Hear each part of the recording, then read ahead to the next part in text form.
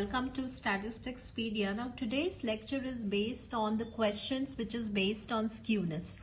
Now in the previous video we discussed about skewness. हमने ये देखा था कि skewed distribution क्या होता है जब lack of symmetry होती है, तो आपके distribution का nature कैसा होता है. तो आज हम कुछ questions discuss करेंगे. Question is, for the skewed distribution Q1 and Q3 are not equidistant from. Now if you remember, जब हमने स्क्यूनेस वाला लेक्चर डिस्कस किया था तो वहां हमने बताया था कि अगर कोई भी डिस्ट्रीब्यूशन स्क्यूड है तो अगर वो का स्क्यूनेस 0 है, मतलब वो सिमेट्रिकल है, तो क्वार्टाइल्स इक्विडिस्टेंट होते हैं मीडियन से, और अगर वो सिमेट्रिकल नहीं है तो वो पॉजिटिवली और नेगेटिवली स्क्यूड होते हैं. तो क्वेश्चन क्या कह रहा है कि अगर स्क्यूड डिस्ट्रीब्यूशन है तो क्वार्टाइल्स कैसे होंगे? इक्विडिस्टेंट नहीं होंगे. किससे नहीं होंगे? मीडियन से नहीं होंगे. सो answer for this question is median. Next question is, please students एक रिक्वेस्ट है कि बिफोर सॉल्विंग दीज क्वेश्चंस वाला जो अगर आप वीडियो लेक्चर देख रहे हैं और सॉल्व कर रहे हैं तो उससे पहले आप उस टॉपिक से रिलेटेड पॉइंट्स को एक बार जरूर देखें और समझें, उसके बाद क्वेश्चन सॉल्व करें.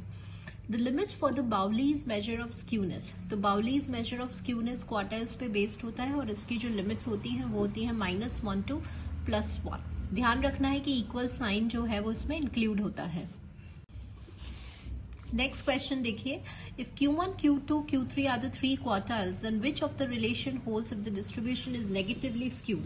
तो अगर आपने प्रीवियस लेक्चर अच्छे से देखा है तो हमने वहां पे ये पॉइंट डिस्कस किया था कि अगर ये डिस्टेंस ग्रेटर है तो पॉजिटिवली स्क्यूड है, और अगर ये वाला डिस्टेंस लेस है तो नेगेटिवली स्क्यूड है.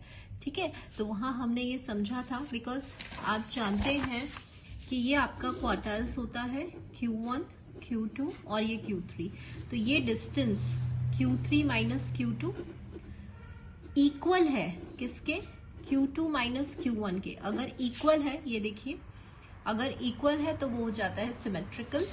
अगर ये डिस्टेंस आपको याद कैसे होगा, that is I am telling you, अगर ये लेस है तो ये हो जाता है नेगेटिवली स्क्यूड, और अगर ये डिस्टेंस ग्रेटर है तो ये हो जाता है पॉजिटिवली स्क्यूड. तो आपका जो साइन है, अभी हम ऑप्शंस देखते हैं, आपको ऑप्शंस में ये दिया हुआ है, ठीक है, ये प्लस साइन है.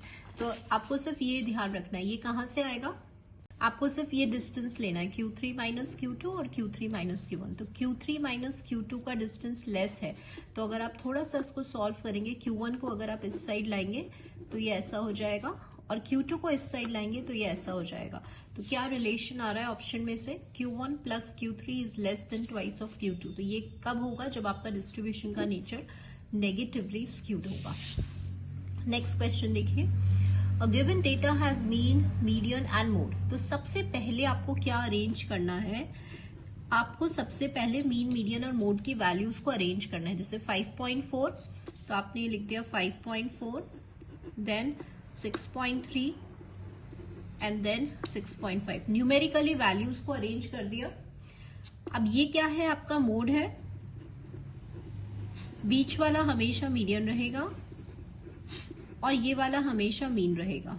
तो अब हमें ये पता है कि अगर मीन ग्रेटर होता है मोड से तो डिस्ट्रीब्यूशन कैसा होता है? पॉजिटिवली स्क्यूड होता है. तो यहां से हमने कंक्लूड कर दिया पॉजिटिवली स्क्यूड. ये तो हमने देखिए सॉल्व किया है, लेकिन अगर आपको ये रिलेशन याद है तो आप वैल्यूज को देखकर क्वेश्चन से ही क्विकली सॉल्व कर सकते हैं कि भाई मीन की वैल्यू बड़ी है मोड से तो डिस्ट्रीब्यूशन कैसा होगा? Positively skewed. नेक्स्ट आइए, if mu3 is greater than 0, then distribution is what? Now students, I told you in the previous lecture, theta 1 है वो हमेशा पॉजिटिव रहता है. गामा 1 डिसाइड करता है कि पॉजिटिवली स्क्यूड है या नेगेटिवली स्क्यूड है. ठीक है, सो वहां हमने बहुत ही डिटेल्ड वे में समझा था कि mu3 की वैल्यूज पे डिपेंड करता है कि आपका डिस्ट्रीब्यूशन का नेचर कैसा है. क्वेश्चन क्या है? mu3 अगर पॉजिटिव है तो देखिए mu3 पॉजिटिव है तो डिस्ट्रीब्यूशन का नेचर कैसा होगा? पॉजिटिवली स्क्यूड होगा. नेक्स्ट आइए, if mean is this for asymmetrical distribution, मतलब आपका डिस्ट्रीब्यूशन स्क्यूड है. एसिमेट्रिकल मतलब स्क्यूड डिस्ट्रीब्यूशन. तो आपसे k का वैल्यू पूछे, तो अब आपको रिलेशन याद होना चाहिए. मोड की वैल्यू क्या होती है? 3 times of median -2 times of mean.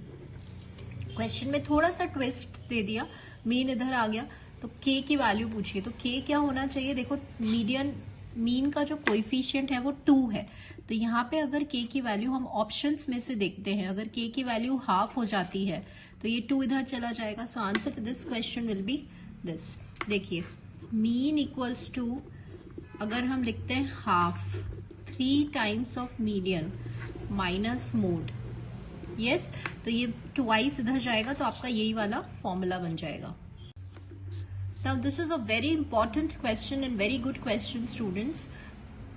If the second and third central moments of a distribution are equal, मतलब क्या given है कि mu2 और mu3 equal है, तो आपसे बोला है कि डिस्ट्रीब्यूशन का नेचर कैसा होगा। अब थोड़ा सा हमें ध्यान देना है, ये बिल्कुल कॉन्सेप्चुअल क्वेश्चन है। आपको पता है वेरिएंस, वेरिएंस किसके इक्वल होता है, म्यू2, म्यू2 मतलब सिग्मा स्क्वायर, और ये क्वांटिटी कैसी होती है, हमेशा पॉजिटिव होती है, तो म्यू2 कैसा हुआ, ग्रेटर देन 0। अगर म्यू2 ग्रेटर देन 0 है तो म्यू3 भी कैसा होगा, ग्रेटर देन 0, क्योंकि इक्वल है। और आपको ये पता है कि अगर म्यू3 ग्रेटर देन 0 है तो आपका डिस्ट्रीब्यूशन का नेचर कैसा होगा, पॉजिटिवली स्क्यूड होगा। नेक्स्ट क्वेश्चन आइए, if the mean, mode and standard deviation आपको गिवन है, then the coefficient of skewness. अब आपको ये याद होना चाहिए कि हमने Karl Pearson's coefficient of skewness पढ़ रखा है, और उसका फॉर्मूला क्या होता है, it is based on mean and mode, mean minus mode divided by sigma, sigma मतलब स्टैंडर्ड डेविएशन। तो आपको सारा डेटा गिवन है, आपको सिंपली वैल्यूज पुट करनी है,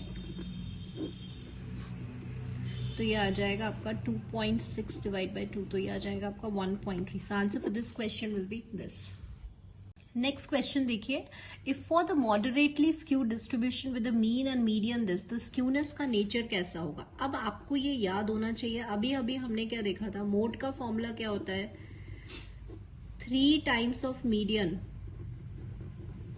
माइनस 2 टाइम्स ऑफ मीन, तो इसमें मोड निकालना जरूरी है, तभी हमें पता चलेगा डिस्ट्रीब्यूशन कैसा है। तो 3 टाइम्स ऑफ मीडियन हो गया 18 माइनस 2 टाइम्स ऑफ मीन हो गया 10, तो मोड आ गया 8। अब आप देखिए, जिस क्वेश्चन को देखकर ही पता चल जाएगा इसमें मीन कैसा है, लेस है, किससे, मोड से। अगर मीन लेस होता है मोड से तो डिस्ट्रीब्यूशन का नेचर कैसा है, negatively skewed. Now again this is a very good question, ये आपका राजस्थान यूनिवर्सिटी एंट्रेंस में आया हुआ क्वेश्चन है। देखिए क्वेश्चन क्या है, a distribution has an arithmetic mean 10, variance 16, gamma 1 दिया हुआ है, थर्ड सेंट्रल मोमेंट निकालना है। तो अब निकालना क्या है आपको, बेसिकली म्यू3 निकालना है, ये आपको निकालना है।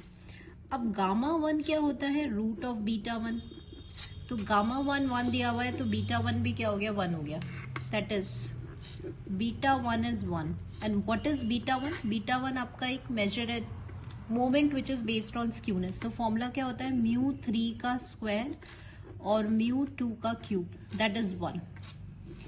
ठीक है, अब आप देखिए म्यू3 का स्क्वायर, नाउ व्हाट इज म्यू3, म्यू3 हमें निकालना है, तो हमें नहीं पता।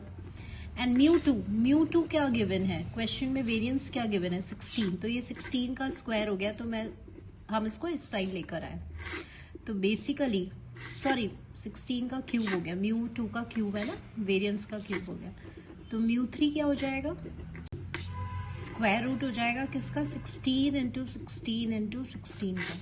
सॉल्व कर लेते हैं, 16 इंटू 4, सो दैट इज 64। तो म्यू3 क्या है, थर्ड सेंट्रल मोमेंट क्या आ गया, 64। So answer for this question will be 64। ठीक है, so students we have solved the questions which is based on skewness, conceptual questions हैं, तो इससे हमारे जो मेजर्स हैं, जो कॉन्सेप्ट्स हैं वो क्लियर हो गए। Now in the next upcoming video I will take the next topic, और बिल्कुल वैसे ही हम शॉर्ट पॉइंट्स पढ़ेंगे और उसके क्वेश्चंस डिस्कस करेंगे।